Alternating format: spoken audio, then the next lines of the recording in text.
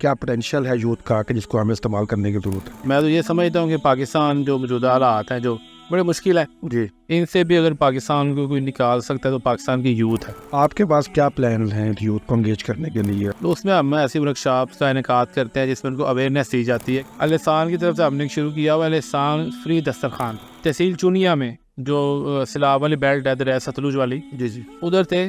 تو ادھر ہم کشتی پہ گئے ایک جگہ پہ راشن دینے. تو واپسی پہ ایک بزرگ ہمارے ساتھ ہی بیٹھ گئے.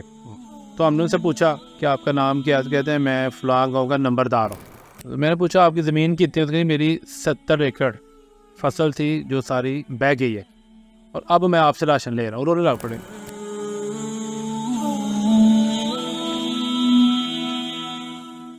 بسم اللہ الرحمن الرحیم. السلام علیکم ناظرین، پیغام پوڈ کاسٹ کے نئے ایپیسوڈ کے ساتھ آج ہمارے ساتھ یوتھ لیڈر ہیں، نوجوان رہنما ہیں، فاضل مدینہ یونیورسٹی ہیں، ویلفیئر کا، سوشل ویلفیئر کا بہت کام کر رہے ہیں. آپ کی ملاقات کرواتے ہیں جناب سلمان اعظم صاحب. السلام علیکم. وعلیکم السلام. ابھی آپ کا تعارف ہے، میں نے وہ نہیں بتایا کہ آپ جو ہے وہ یوتھ فیس کے سیکرٹری جنرل ہیں اور آپ احسان فاؤنڈیشن کے، ویلفیئر فاؤنڈیشن کے بھی سیکرٹری جنرل ہیں اور اس کے علاوہ بہت کچھ ہیں. تو ہم یہ باتوں میں آپ سے سارا کچھ جانیں گے اور ہمارے جو ناظرین ہیں وہ بھی اس سے آپ سے آگاہ ہوں گے آپ کی شخصیت کے حوالے سے. بہت شکریہ فخر صاحب کہ آج آپ نے مجھے بھی اپنی پوڈ کاسٹ میں حاضری کا موقع دیا. سر یہ تو فارمیلٹی ہے، یہ تو ہم تو بڑی دیر سے اس بات کے خواہشمند تھے کہ آپ آئے، آپ سے بات کریں، آپ سے بہت کچھ سیکھیں، جو آپ کام کر رہے ہیں اس کے بارے میں لوگوں کو آگاہ کریں. سب سے پہلے یہ بتائیے کہ یوتھ فورس کو آپ دیکھتے ہیں سیکرٹری جنرل کے طور پر. جی کیا آپ سمجھتے ہیں یوتھ کے حوالے سے کیا پوٹینشیل ہے یوتھ کا کہ جس کو ہمیں استعمال کرنے کی ضرورت ہے؟ دیکھیے پاکستان کی جو یوتھ ہے اس میں حقیقی طور پہ بہت زیادہ پوٹینشیل ہے. یہ بڑے قابل نوجوان ہیں پاکستان کے، لیکن بدقسمتی یہ ہے کہ انہیں کوئی رائٹ ڈائریکشن میسر نہیں آتی، جس کی وجہ سے ان کی جو صلاحیتیں ہیں وہ اور جو غلط راستے ہیں یا ایسے آپ کہہ لیں کہ وہ ایسے لوگوں کے ہاتھ چڑھ جاتے ہیں جو ان کی صلاحیتوں کو ضائع کر دیتے ہیں، ویسٹ کر دیتے ہیں. میں تو یہ سمجھتا ہوں کہ پاکستان جو موجودہ حالات ہیں جو بڑے مشکل ہیں جی، ان سے بھی اگر پاکستان کو کوئی نکال سکتا ہے تو پاکستان کی یوتھ ہے. بالکل صحیح. میں آؤٹ آف کنٹری بھی جاتا ہوں تو کبھی کبھی اس چیز کا اظہار بھی کرتا ہوں اپنے دوستوں کے ساتھ کہ یہ جو نوجوان 18 سال 20 سال 22 برس 25 برس کے نوجوان پاکستان سے باہر جاتے ہیں، وہاں جا کے محنت کر کے جہاں پر یہ اپنے گھر والوں کو لک آفٹر کرتے ہیں، ان کی کیئر کرتے ہیں، وہیں پر یہ جن ممالک میں جاتے ہیں یہ ان ممالک کی ترقی کا باعث بھی بنتے ہیں. اگر انہیں اچھا ٹریک دیا جائے، انہیں ایک اچھا پلان دیا جائے تو یہ اپنے وطن کے لیے، اپنی دھرتی کے لیے، اپنے ملک کے لیے بھی فائدہ مند ثابت ہوں گے. اچھا، آپ as a secretary general youth force Pakistan جو ہے، آپ کے پاس کیا پلانز ہیں یوتھ کو انگیج کرنے کے لیے، اس کو موٹیویٹ کرنے کے؟ دیکھیں اس میں ابھی فی الحال ریسنٹلی ہم نے ایک پروگرام لانچ کیا ہے ٹیلنٹ ہنٹ. جی، ٹیلنٹ ہنٹ کے نام سے، جس میں ہم نے یہ ہمارا فوکس یہ ہے کہ ایسے نوجوان جنہوں نے گریجویشن میں اچھے مارکس لیے ہیں، ان کی جو تعلیمی جو ان کا جو ریکارڈ ہے جی وہ بڑا اچھا ہے، تو لیکن ان کے پاس وسائل نہیں ہیں، تو ہم انہیں سپورٹ کریں تاکہ وہ نیکسٹ جوڈیشری میں، پولیس میں یا سول سروسز میں CSS کی جو تیاری ہے ہم ان کی کروائیں، تاکہ وہ نوجوان جو ہے، کیونکہ وہ نوجوان ایسے ہیں جو ہمارے معاشرے میں مڈل کلاس کہہ لیں آپ، جنہوں نے یہ ساری چیزیں لوگوں کے مسائل دیکھے ہوئے ہیں. اگر وہ نوجوان اس پروگرام کے تھرو اوپر آئیں گے، اپیئر ہوں گے تو انہیں احساس ہوگا، تو آنے والے وقت میں وہ ہمارے معاشرے کے لیے، بالخصوص نوجوانوں کے لیے فائدہ مند ثابت ہوں گے. اسی طرح ہمارے مختلف ٹریننگ سیشنز ہیں. آپ بخوبی جانتے ہیں فخر صاحب کہ ان دنوں میں جو ڈرگز ہیں جی وہ خطرناک حد تک ہماری سوسائٹی میں، بالخصوص جو ہماری یوتھ ہے، جو ہمارے اسٹوڈنٹس ہیں، ان میں سرایت کر چکی ہے، پھیل چکی ہے. تو اس میں ہم ایسی ورکشاپس کا انعقاد کرتے ہیں جس میں ان کو اویئرنیس دی جاتی ہے کہ آپ کی جان کے لیے، آپ کے لیے، آپ کی فیملی کے لیے نقصان دہ ہے، اور ہم کوشش کرتے ہیں کہ ہم انہیں دین کے ساتھ جوڑیں، دین کے ساتھ وابستہ کریں، تاکہ جہاں پر وہ معاشرے میں، اور اسٹوڈنٹ ہے تو وہ پڑھ رہا ہے، کوئی کاروبار بزنس کرتا ہے تو وہ اپنی فیلڈ میں ہے، کوئی جاب کرتا ہے تو وہ ادھر بیزی ہے، اگر ان حالات میں وہ یوتھ فورس کے ساتھ وابستہ ہوتے ہیں تو ہم انہیں روحانی طور پہ ایسی ٹریننگ فراہم کرتے ہیں کہ جس سے ان کے جو آپ کیا نہیں اخلاقی جو اقدار ہے معاشرے کی یا ہمارے دین کی جو تعلیمات ہیں اس کے مطابق وہ عمل کر کے یا اس کو سیکھ کے وہ معاشرے میں ایک بہتر ایک بڑا پازیٹیو رول پلے کر سکیں. سلمان بھائی یہ بتائیے, چلے میں وہ آتا ہوں اعلی احسان ویلفیئر فاؤنڈیشن کی طرف. بڑے اسمارٹ ہو گئے ہیں پہلے سے آپ, کیونکہ آپ اس سے پہلے ہمارے پوڈ کاسٹ میں آئے تھے تو آپ خود بھی یہ اظہار کر رہے تھے کہ یار یہ نا کوئی میں کمفرٹیبل نہیں تھا, میں اوور ویٹ تھا جس وجہ سے میں کمفرٹیبل نہیں تھا کہ یار یہ میں کہہ لیں کہ اپنے آپ کو نا کمفرٹیبل فیل نہیں کر رہا, میں ایسے جیسے میں مس فٹ سا ہوں اس سیٹ میں. لیکن آج اللہ کا شکر ہے جیسے میں نے وزن کم کیا ہے, میں ادھر بھی یہ ہم نے پوچھنا ہے آپ سے کیا سفر کیسے کیا, جرنی کیا ہے, کس طرح سے آپ نے یہ ایک تو ہوتا فیصلہ کیا اس کے بعد پھر آپ شروع کر دی. جی میں نے آپ کو بتایا کہ میں خود بھی بڑا انکمفرٹیبل تھا. میں نے ٹریول کرنا ہے تو میں دیکھتا تھا کہ یار میں اکانومی کلاس میں نہیں مناسب, میں بزنس کلاس کی سیٹ لے لوں. میں کسی فنکشن میں جاتا تھا تو میں بڑی چیئر دیکھتا تھا کہ کوئی بڑی چیئر مل جائے جس پہ میں بیٹھ جاؤں. اگر میں نیچے بیٹھا ہوا ہوں تو اٹھنے میں مشکل ہوتی تھی. کتنا ویٹ تھا اس وقت آپ کا؟ میرا پہلے ویٹ تھا 152 تھا. اب آج میرا الحمدللہ 120 ہے. میں نے 32 kg جو ہے نا لاسٹ 6 منتھ میں وزن کم کیا. اچھا, یہ تو لوگ آج کل سیکھنا چاہیں گے آپ سے کہ میں بتایا کہ کس طرح سے 32 kg وزن. دیکھیے میں نے اس کے لیے کم و بیش 5 لاکھ روپے فیس بھری ہے. اچھا ٹھیک ہے. میں ایک دن سینیٹر ساجد میر صاحب کے پاس بیٹھا ہوا تھا تو ادھر بھی ویٹ کی بات چل رہی تھی. تو ادھر ایک دوست نے کہا جی اگر آپ ویٹ کم کرنا چاہتے ہیں تو لاہور میں ڈاکٹر ہاسپٹل کے سامنے سوسائٹی میں کلینک ہے, آپ ادھر جائیں. تو ادھر مجھے انہوں نے کہا کہ وہ ویٹ تو آپ کم ہو جائے گا لیکن آپ کو پر kg 10,000 پے کرنا پڑے گا. تو میں ہنس پڑا, میں کہ یہ مذاق کر رہے ہیں, یہ کون سا کلینک ہے جدھر آپ کو پر kg 10,000 روپے دینا پڑے گا. لیکن وہ جب میں ان کے پاس گیا, ان کے ساتھ ساری میری بات چیت ہوئی, ہم بیٹھے, انہوں نے مجھے اپنا پورا جو پلان تھا وہ شیئر کیا میرے ساتھ. اس میں یہ چیزیں آپ نے لینی ہے, یہ چھوڑنی ہے, یہ ہمارا طریقہ کار ہے. تو وہ تقریباً جو مجھے انہوں نے کہا تھا 10,000 پر kg اس کے قریب بندہ پہنچ جاتا ہے. ٹھیک ہے. اچھا, نہیں وہ کی فیس کے مد میں تھا کہ جو اوور آل اخراجات ہے یہ ٹوٹل ہے, اس میں کھانے پینے کے بھی ہیں, اس میں ان کی فی بھی ہے, اس میں کچھ انہوں نے مجھے وٹامنس دیے تھے وہ بھی ہیں, وہ ساری چیزیں انکلوڈ کر کے. تو وہ اللہ کا شکر ہے میں نے اس کے اوپر عمل کیا ہے. تو ابھی میرا جو ویٹ ہے وہ 32 kg کم ہو گیا. اور لیکن میرا ٹارگیٹ ہے کہ میں اپنا وزن جو 100 تک لے کے آؤں گا. اچھا, ابھی میری جرنی ختم نہیں ہوئی. اچھا, تو وہ جو ایک BMI ہوتا ہے کہ آپ پہلے BMI کرتے ہیں کہ آپ اوور ویٹ ہیں کہ آپ جو ہے نا وہ نارمل اوبیس ہیں, اوبیس 1 اوبیس 2 کے بعد پھر جو ہے وہ بالکل اوور ویٹ. تو ابھی آپ جو ہے کس کیٹیگری میں آ گئے ہیں؟ ابھی میں جو ہے نا اس میں 1 میں آ گیا ہوں. 1 میں آ گئے. ابھی میں 1 میں آ گیا ہوں.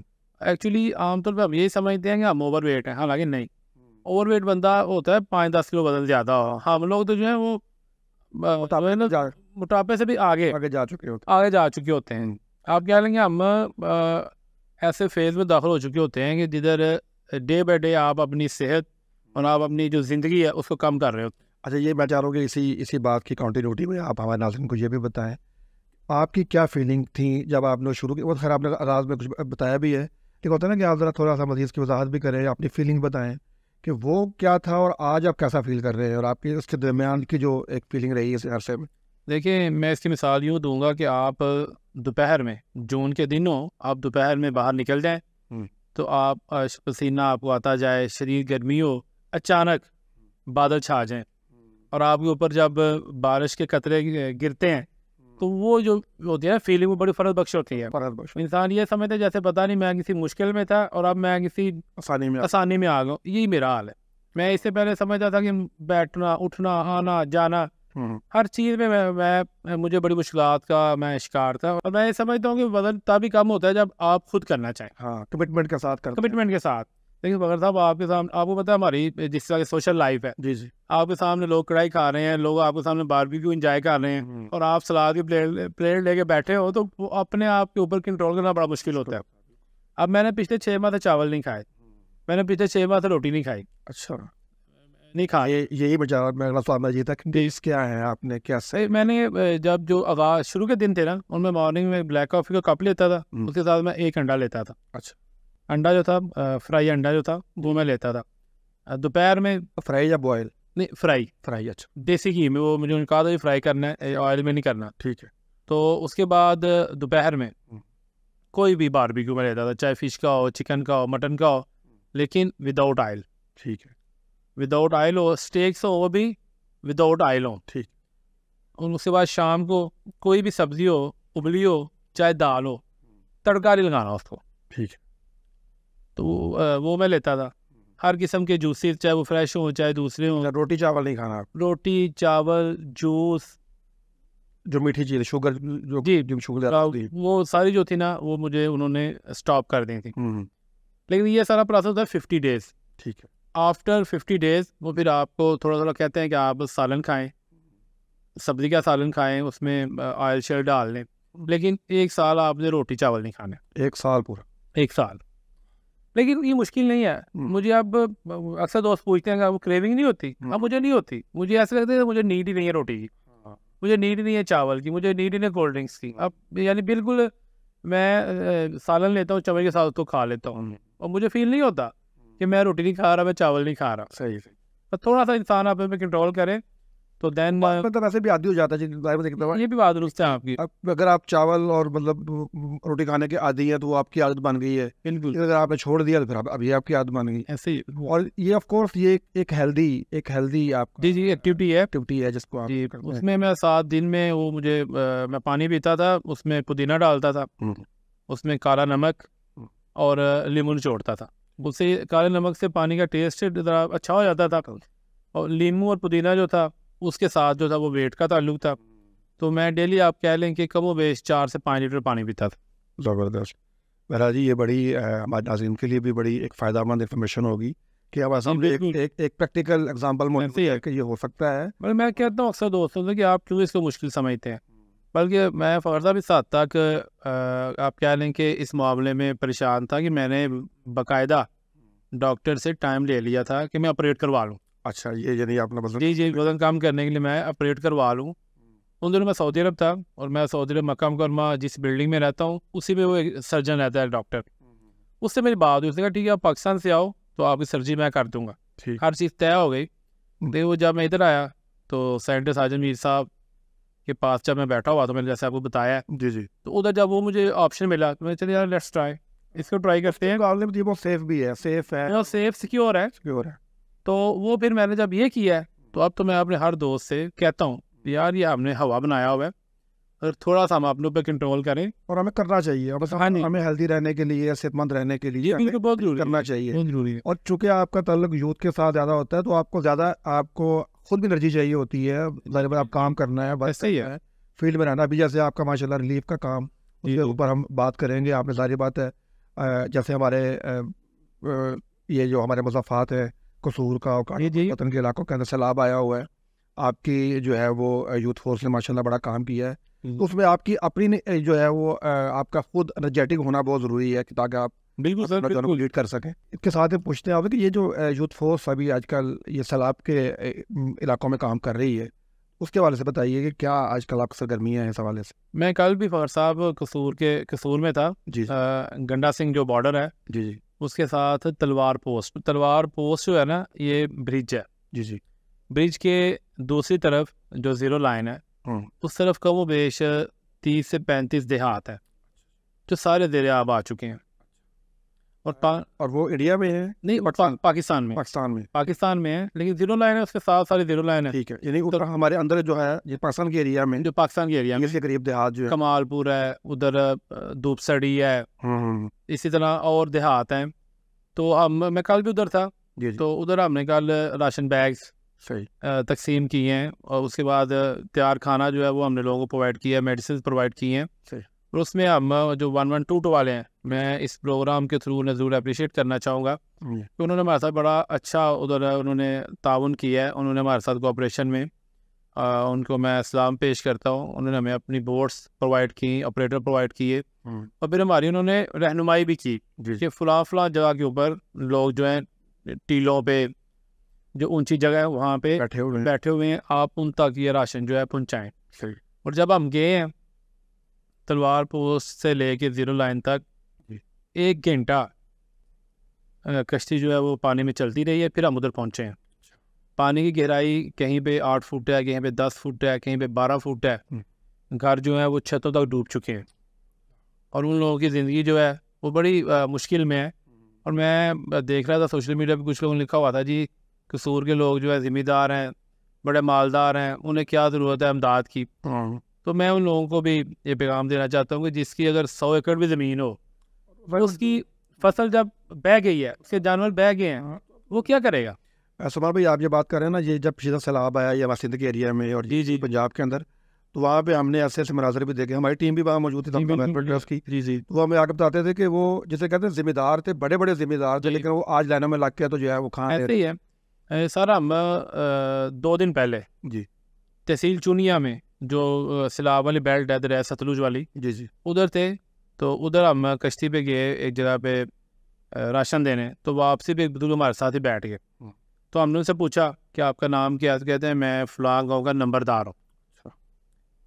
میں نے پوچھا آپ کی زمین کتنی؟ تو میری 70 ایکڑ فصل تھی جو ساری بہہ گئی ہے, اور اب میں آپ سے راشن لے رہا ہوں. رونے لگ پڑے, اللہ رونے لگ پڑے وہ.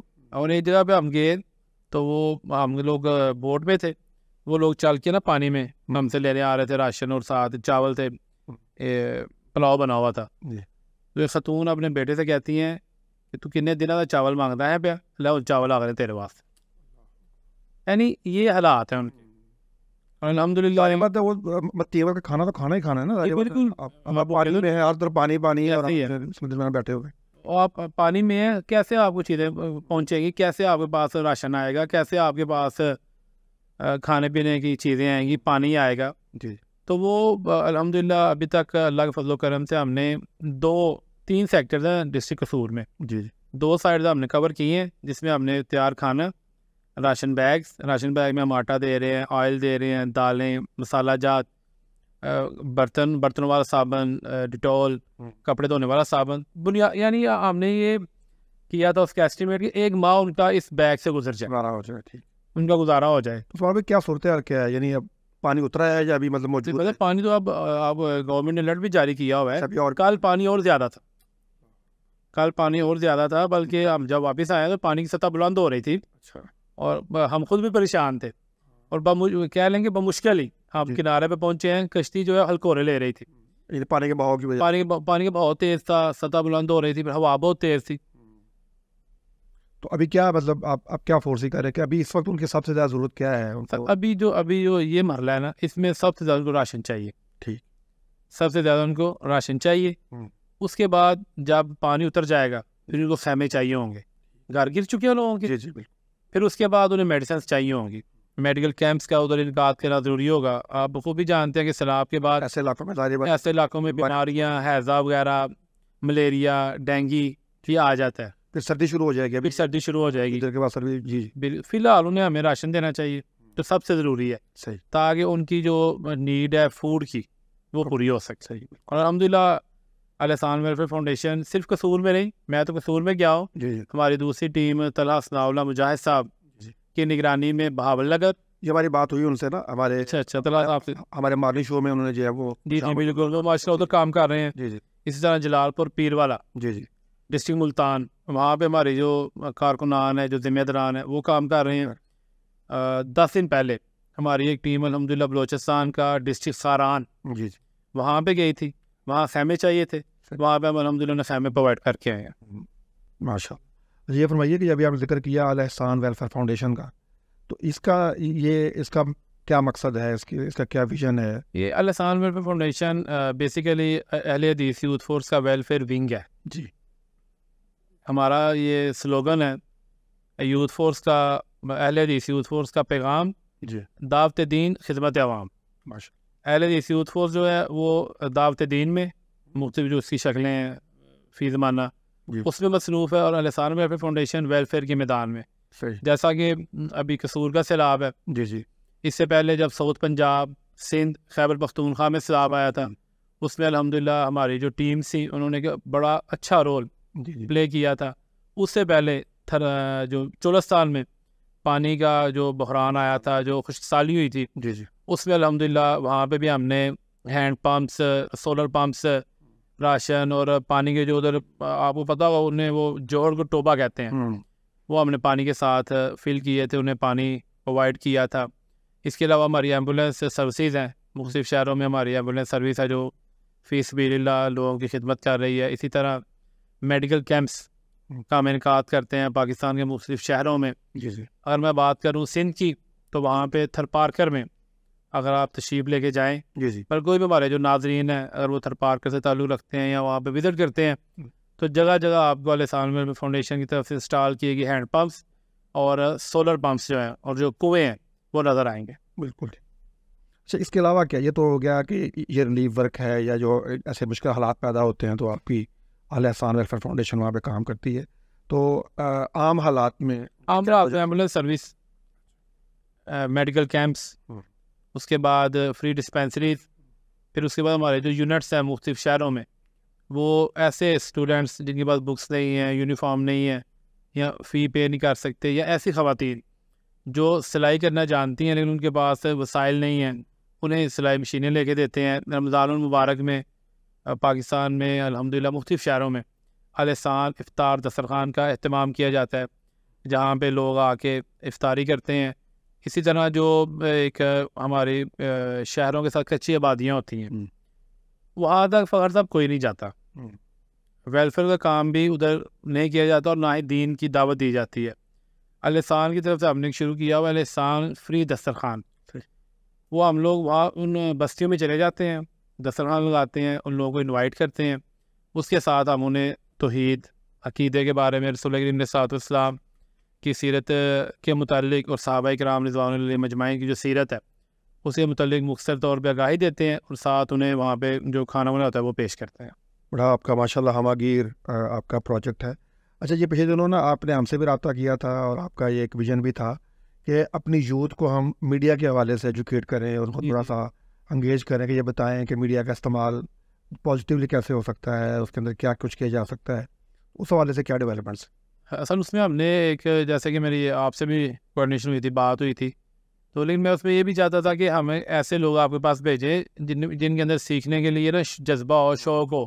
یہ نہیں کہ ٹائم ویسٹ ہو اور اس کے بعد وہ کسی کام بھی نہ آئے ہمارا، اسکل بھی سیکھ لے لیکن کہیں بھی اس کو استعمال بھی نہ کر سکے، اس کو استعمال نہ کر سکے. تو اس معاملے میں جیسا کہ اہل حدیث اصول کا نیٹ ورک پاکستان کے تقریباً ہر شہر میں الحمدللہ موجود ہے، پنجاب میں بالخصوص، دوسرے صوبوں میں بالعموم. تو ہم نے اس کے ایک جو ہے نا پوری لسٹ تیار کی ہے کہ جو لوگ پیغام ٹی وی میں ادھر یہاں پہ تشریف لائیں اور آپ ان کو ٹرین کریں. میں اس لیے چاہتا تھا کہ اس وقت میڈیا کے اوپر ایک عجیب بے ہنگم ٹریفک ہے. ہم یہ نہیں دیکھتے یہ بڑا ہے یہ چھوٹا ہے، یعنی ہم نے اپنی اخلاقی اقدار کو فراموش کر دیا سوشل میڈیا پہ آ کے. بالکل. تو ہم نہیں چاہتے کہ اہل حدیث اصول کے ساتھ وابستہ کوئی بھی مسلمان نوجوان جو قرآن و سنت کے اوپر عمل کرتا ہے، جو اپنے آپ کو مسلمان کہتا ہے، وہ ایسا کمنٹ کرے یا ایسی پوسٹ کرے جو اس کے شان نہ ہو.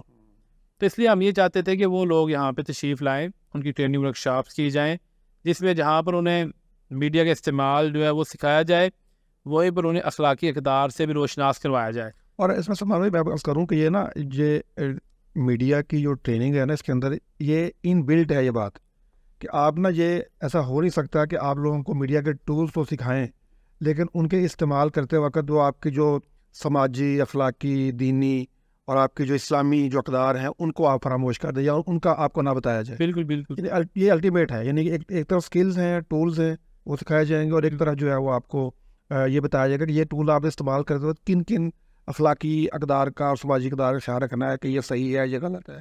ایسی ہے مسلمان ہمارا فرض بھی بنتا ہے، جیسا کہ رسول کریم علیہ السلام کی حدیث مبارک ہے، آپ نے فرمایا انی بعثت لاتمم مکارم الاخلاق. بے شک اللہ تعالیٰ نے مجھے بہترین اخلاق کی تکمیل کے لیے بھیجا.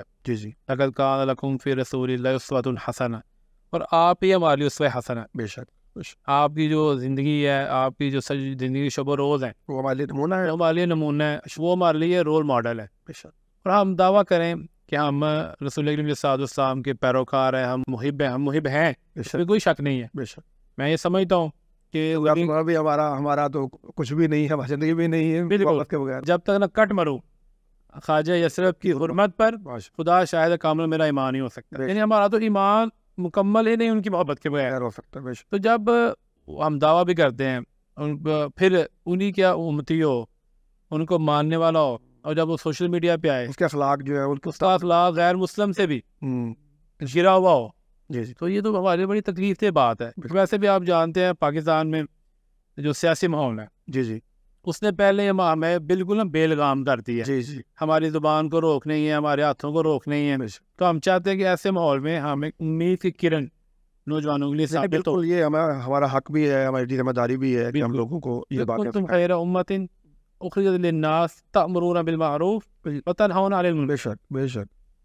اچھا یہ بتائیے کہ یہ سوشل میڈیا کے حوالے سے, یعنی آپ ماشاء اللہ اس پہ کام بھی کرتے ہیں, تو کیا سرگرمی ہوتی ہے سوشل میڈیا پہ جب آپ کام کر رہے ہو, تو کیا چیز آپ پروموٹ کرتے ہیں اور آپ خواہش ہوتی ہے کہ یہ آگے بڑھے؟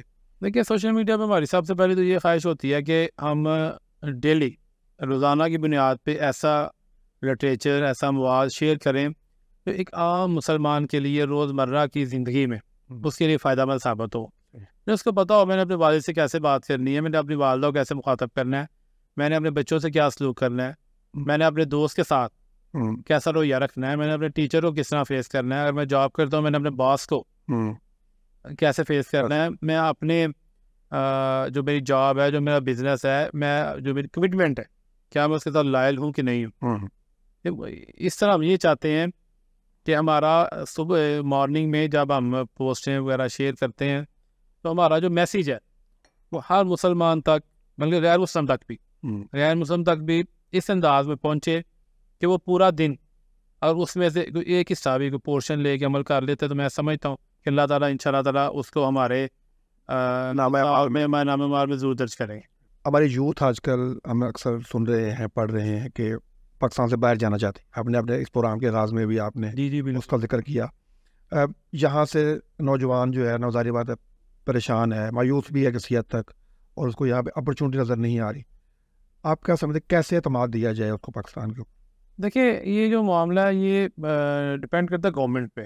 جب تک آپ ایسی پالیسیز نہیں لے کے آئیں گے جس سے عام انسان, عام پاکستانی, عام نوجوان مستفید نہیں ہوگا, تب تک آپ ان کو کیسے ہوپ دلائیں گے, تب تک آپ ان کا جو ٹرسٹ ہے وہ کیسے آپ بلڈ کریں گے.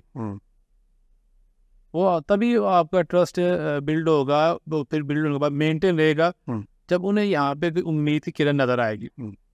ادھر تو حال یہ ہے ان دنوں جو الیکٹرسٹی نے کیا ہے, اب ایک بندہ 15,000 روپے اس کی سیلری ہے, 15,000 تو مانا بل آ رہا ہے, تو وہ تو کیا کرے گا, وہ تو مر جائے گا بیچارہ. وہ کھائے گا کدھر سے, وہ پہنے گا کدھر سے, پورا مہینہ گزارنا ہے, وہ پورا مہینہ کیسے گزارے گا, وہ اپنے بچوں کو کس طرح اسکول بھیجے گا, ان کی فی کیسے پے کرے گا, یہ تو مشکل ہو جائے گا.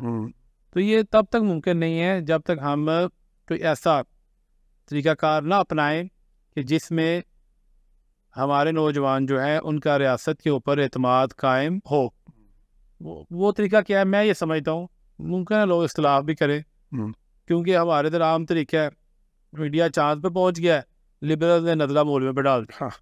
ہم نے کیا دیا, ادھر کو پنڈت تو نہیں گیا, ادھر تو سائنٹسٹ گیا. تو آپ یہ سائنٹسٹ کا کام ہے, سائنٹسٹ کا کام ہے, مولوی کا کام نہیں ہے. مولوی کا کام تو آپ کی دین سکھانا ہے, آپ کو دین سکھانا, وہ سکھا رہا ہے اور بلا معاوضہ سکھا رہا ہے, اور بالکل آپ کو اس کے اوپر کوئی خرچ نہیں آتا, وہ فیس بھی لے آپ کی خدمت کر رہے ہیں. تو میں یہ سمجھتا ہوں کہ جب تک چاہے عوام ہو چاہے حکمران ہو, جب تک ہم ریاست مدینہ جو رسول اقدس صلی اللہ علیہ وسلم نے قائم کی, اور جس کو سیدنا ابوبکر صدیق, سیدنا عمر فاروق, سیدنا عثمان غنی اور سیدنا علی المرتضیٰ رضی اللہ عنہم نے پروان چڑھایا تھا. اب دیکھیں نا, جب مدینہ میں قحط آیا تو سیدنا عمر رضی اللہ تعالیٰ عنہ نے گھی کھانا چھوڑ دیا تھا کہ جب تک میری امت کو نہیں ملے گا یا میری رعایا کو نہیں ملے گا, عمر نہیں کھائے گا. لوگوں نے کہا, میرے مومنین کا کیسے ممکن ہے کہ مسلمان بھوکے رہے, مسلمانوں کو کھانا نہ ملے اور عمر گھی کھائے. جب تک یہ جذبہ حکمرانوں میں پیدا نہیں ہوگا, اور جب تک عوام کے اندر, دیکھیں ہمیں بھی بڑی کمی ہے, ہم بھی بھائی کا مال کھانا حلال سمجھتے ہیں, ہم بہنوں کا مال کھانا وراثت ہم نہیں دیتے, ہم حلال سمجھتے ہیں, ہم جھوٹ بولنا جائز سمجھتے ہیں. اور کئی دفعہ تو ایسے سے لوگ جھوٹ بولتے ہیں, بندہ حیران ہو جاتا ہے کہ یار یہ بندہ بھی جھوٹ بولتا ہے. ہم جھوٹے قرآن اٹھاتے ہیں, ہم جھوٹی قسمیں کھاتے ہیں, جب تک ہمارے اندر یہ ساری برائیاں موجود ہوں گی تب تک ہم کیسے یہ توقع کرتے ہیں کہ ہمارے اوپر اچھے حکمران آ کہ جائیں. ہمارے اوپر اچھے حکمران آ جائیں, جیسے قوم ویسے حکمران. سبحان بھائی, آپ ایک بڑا ایک اہم گوشہ آپ کی زندگی کا ہے مدینہ یونیورسٹی میں پڑھنا. جی جی جی سر, وہ میری زندگی کا گولڈن پیریڈ ہے. اچھا, گولڈن پیریڈ کے بارے میں کچھ طرح بتائیں, کیا تھا, کس طرح داخلہ ہوا, کیسے گئے؟ مجھے پیچھے جانا پڑے گا. میرے والد صاحب جو تھے نا, وہ پہلے ایک دنیا دار انسان تھے. جی جی. آہستہ آہستہ جب وہ 80s میں دین کی طرف کنورٹ ہوئے, جی جی. تو ہر بندے خواہش ہوتی ہے کہ میں اپنی اولاد کو اچھی جگہ پہ تعلیم دلواؤں, جس کا اچھا فیوچر ہو. جی جی. انہوں نے یہ نیت کی میں نے اپنے بیٹے کو مدینہ یونیورسٹی بھیجنا ہے. اچھا. گائے بگائے میرے بچپن میں اس چیز کا اظہار کرتے رہے کہ میں نے اس کو مدینہ یونیورسٹی بھیجنا ہے. میری والدہ کی بھی یہ خواہش تھی. میں نے انٹر کیا, پھر جب میں نے گریجویشن کی, میں نے جب انٹر کیا تو میری والدہ اور والد حج کے لیے گئے, تو میری والدہ نے مدینہ منورہ سے اسپیشل مولانا صفی الرحمن مبارک پوری کی کتاب ہے تاریخ مدینہ, جی, وہ خریدی. وجہ کیا تھی کہ اس کتاب کے پیچھے مدینہ یونیورسٹی کا ایڈریس تھا, ماشاء, اور مدینہ یونیورسٹی کے بارے میں مختصر تعارف تھا اس میں. تاریخ مدینہ, یہ ان کی محبت, یہ ماں جی کی محبت تھی, یہ میری والدہ کی محبت تھی کہ میں یہ لے کے جاؤں تاکہ میرا بیٹا جو ہے وہ پھر اس کے بعد اس کے اوپر جو ہے معلومات لے اور پہنچ جائے. صحیح. میں نے وہ لے لیا. اس کے بعد ہمارے دوست اللہ تعالیٰ کی مغفرت فرمائے ڈاکٹر عبدالرشید اظہر رحمہ اللہ, جی جی, ویل نون اسلامک ان سے میں نے بات کی. اس طرح علامہ ساجد میر صاحب سے میں نے بات کی, انہوں نے مجھے ریفرنس لیٹر بھی دیے. جی جی. مجھے بتایا کہ یہ ڈاکومنٹ چاہیے. تب یہ آن لائن سسٹم نہیں, تب تو بڑا آسان ہو گیا. میں نے وہ فائل کمپلیٹ کی تو DHL کر دی ڈاکومنٹس. اچھا, میں نے کر دیے. اس کے بعد کوئی ذریعہ بھی نہیں تھا چیک کرنے کا. کچھ آنا ہے. ہاں بالکل, اللہ کا دعا ہوتا.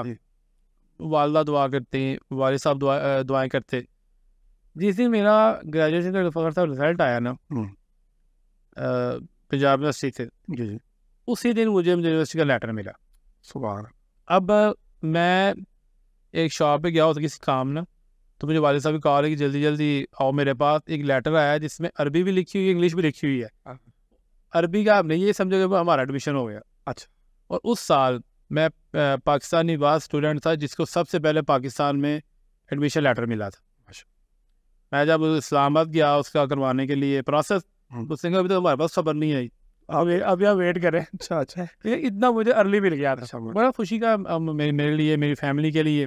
میں نے خواہش دیر کی خواہش تھی وہ پوری ہوئی میرے والدین کے لیے. جی, وہ بڑا خوشی کا مرحلہ تھا. الحمدللہ پروسیس کمپلیٹ ہوا. میں مدینہ منورہ پہنچ گیا, یونیورسٹی میں پہنچ گیا. یقیناً یہ ہمارے لیے اعزاز کی بات تھی کہ عالم اسلام کی جو نامور یونیورسٹی ہے, اور پھر سب سے بڑی بات رسول اللہ صلی اللہ علیہ وسلم کا شہر. سبحان اللہ. جب بھی سوچتا ہوں اللہ کے نبی صلی اللہ علیہ وسلم کے شہر میں پڑھنا جا کے, جی بالکل, یہ تو صحابہ کی سنت ہے. ایسی یقیناً صحابہ کی, تابعین کی, اسلاف کی.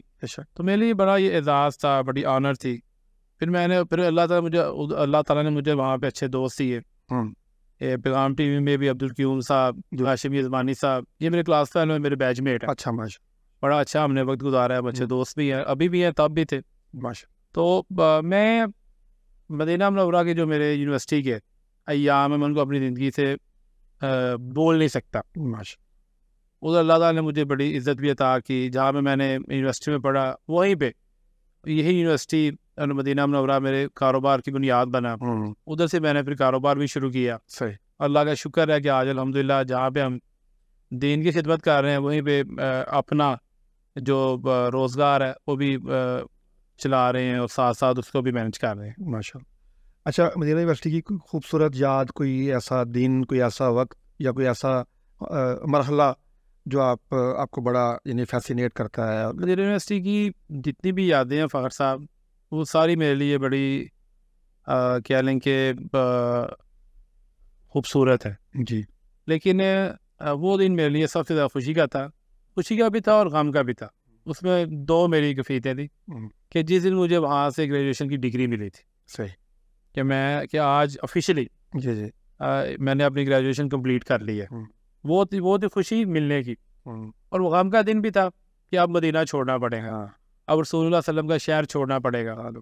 لیکن وہ کیفیت میری زیادہ دیر قائم نہ رہی, کیونکہ اللہ تعالیٰ نے مجھے موقع عطا کیا اور اللہ نے مجھے وہی پہ بزنس عطا کر دیا, جس کی وجہ سے اب مدینہ آنا جانا لگا رہتا ہے. کبھی کل میرے ایک دوست کہہ رہے تھے کہ سلمان صاحب آپ اس نصیب ہیں کہ آپ مکہ مدینہ ایسے جاتے ہیں جیسے ہم اپنے آفس سے گھر جاتے ہیں. ماشاءاللہ, یہ بھی اللہ تعالیٰ کا بڑا فضل اور کرم ہے. اور میں سمجھتا ہوں کہ میرے لیے بھی یہ بڑی سعادت کی بات ہے, اور یہ خواہش اللہ تعالیٰ کے فضل و کرم کے بعد میرے والدین کی دعائیں تھیں جس کی وجہ سے پایا تکمیل کو پہنچی. سلمان بھائی ماشاءاللہ بڑی خوبصورت گفتگو ہے, بڑا ہمارا دل چاہ رہا ہے کہ آپ سے بات کر رہے ہیں. آپ یوتھ فورس کے یعنی یوتھ کے نمائندے ہیں, یوتھ کے لیڈر ہیں. اچھا, آپ کیا دیکھتے ہیں, فیوچر کیا دیکھتے ہیں, مستقبل کیا دیکھتے ہیں نوجوانوں کو جب آپ اپنا ذرا تعبیر رکھتے ہیں تو کیا امید ہے نوجوانوں کے لیے آنے والے دنوں میں پاکستان کے اندر؟ دیکھیں, میں جو سمجھتا ہوں نوجوانوں کے لیے, پاکستان رہنے کے لیے دنیا میں نوجوانوں کے لیے سب سے بہتر ملک ہے, سب سے بہتر یہ زمین ہے. جی, اگر آپ تھوڑی سی محنت کریں, آپ کے اندر پوٹینشیل ہو, تو یہاں پر آپ کے لیے بڑے مواقع ہیں. خصوصاً پاکستان کا جو ایجوکیشن سسٹم ہے, جی میرے خیال سے اگر آپ دنیا کے مختلف ایجوکیشن سسٹم کے ساتھ آپ اس کا قابل کریں تو یہ بہترین سسٹم ہے, چاہے وہ دینی تعلیم ہو چاہے دنیاوی تعلیم ہو. صحیح. تو نوجوانوں کو چاہیے کہ پہلے مرحلے پہ وہ اپنی جو تعلیم ہے اس کو مکمل کریں, اور اگر کوئی نہیں پڑھ سکا تو وہ جس کام میں لگا ہوا ہے وہاں پہ محنت کرے. اللہ تعالیٰ کے اوپر توکل کے بعد محنت بڑی ضروری ہے. راتوں رات نہ تو انسان سیکھ پاتا ہے, نہ ہی راتوں رات انسان کو مال ملتا ہے. یہ سارا کام ہے کہ آپ جہد مسلسل ہے, آپ عزیمت کے ساتھ صبر کے ساتھ محنت کریں تو انشاءاللہ العزیز جہاں پر اللہ تعالیٰ پاکستان کو عزت عطا کرے گا وہیں پر ہماری جو یوتھ ہے, جو ہمارے نوجوان ہیں, اللہ تعالیٰ ان کے حالات بھی ضرور بدلے گا, بہتر کرے گا. اچھا, یہ تھا کہ یہ جو آج کل اسکل ڈیولپمنٹ کی بات کرتے ہیں کہ نوجوانوں کو اسکل سیکھنی چاہیے, خاص طور پر یہ جو ای کامرس آ گئی ہے یا یہ جو آن لائن کے بزنسز ہیں یا آن لائن کام بہت بڑی ہمارے یہاں ابھی بن چکی ہے کہ آپ جو ہے وہ آن لائن بہت سارے کام کرتے ہیں اور آپ اسے پیسہ بھی کماتے ہیں. اس کے لیے بھی کچھ مہارتیں سیکھنے کی ضرورت ہے, کچھ بہت ضروری ہے. فخر صاحب, میں اپنے کاروبار سے ریلیٹڈ ایک مثال دوں گا. جی, سعودی گورنمنٹ نے عمرہ سسٹم ٹوٹل آن لائن کر دیا. جی, کہ آپ اپنا پاسپورٹ اپنی معلومات فیڈ کریں, جی, کریڈٹ کارڈ کے تھرو پیمنٹ کریں, آپ کا ویزا پرنٹ ہو جاتا ہے. تو جب تک آپ زمانے کے ساتھ نہیں چلیں گے تو آپ فیل ہو جائیں گے. بالکل.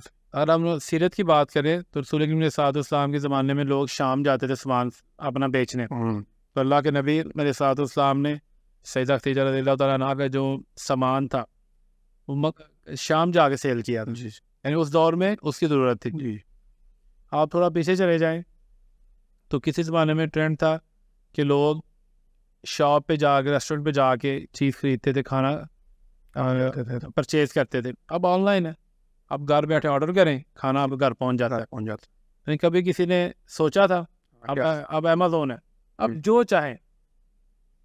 جو چاہیں آپ کو گھر بیٹھے سستے داموں اسٹور سے سستا مل جاتا ہے. تو ان حالات میں نوجوانوں کو چاہیے کہ وہ آن لائن ای کامرس ہے, جو آن لائن بزنس کے جتنے بھی چینلز ہیں, جی, ان کو ضرور سیکھیں. اور بلکہ میں تو یہ سمجھتا ہوں کہ اگر آپ یہ سیکھ لیں گے تو یہ آپ کی ایک حساب کی اوور ٹائمنگ ہے. کہ آپ اپنی جاب کر رہے ہیں نا, آپ اپنی جاب کے ساتھ آپ یہ بھی کر سکتے ہیں. ایکسٹرا یہ بلیسنگ ہے اور اس سے ضرور فائدہ اٹھانا چاہیے. سلمان بھائی, آپ کا بہت شکریہ, آپ نے بڑا وقت دیا. آپ کا شکریہ کہ آپ نے یاد کیا ہے اور آپ ہمیشہ یاد رکھتے بھی ہیں. ہاں, نہیں, ہمارا دل ہوتا ہے کہ آپ سے بھی تشریف لائیں, آپ سے ملاقات کریں. ناظرین, ہمارے ساتھ موجود تھے آج سلمان اعظم صاحب. آپ یوتھ لیڈر ہیں, فاضل مدینہ یونیورسٹی ہیں, الاحسان ویلفیئر فاؤنڈیشن کے جو ہے وہ آپ جنرل سیکرٹری ہیں. اور آج ہم نے ان کے ساتھ بہت ساری بات کی یوتھ کے حوالے سے, یوتھ کی فیوچر کے حوالے سے, یوتھ کو ایمپاور کرنے کے حوالے سے, اور ان کی اپنی جو ایک جرنی ہے زندگی کی وہ بھی بہت دلچسپ رہی. اس کے ساتھ ہی ہمارے آج کے پروگرام کو ختم ہو جاتا ہے. اجازت دیجیے, اللہ حافظ. قرآن و سنت فکر سلف کے پاسبان اہل حدیث یوتھ فورس پاکستان.